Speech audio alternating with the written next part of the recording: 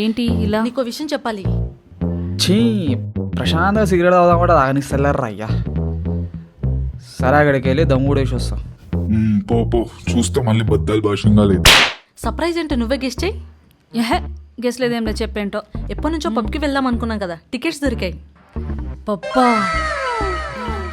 కానీ కిషోర్కి తెలిస్తే బాగోదేమోనే. మనం చెప్పాం కదా, just imagine, music, full on dance, ఎంత ఎంజాయ్ చేయొచ్చు. ప్లీజ్ ట్రై చేయి. కిషోర్కి అబద్ధం చెప్పడం కష్టమే.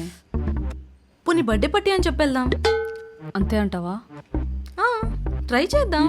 ఓకే, సరే పద. ఒక్క నిమిషం ఆగు. అక్కడేదో పొగొస్తుంది చూడు.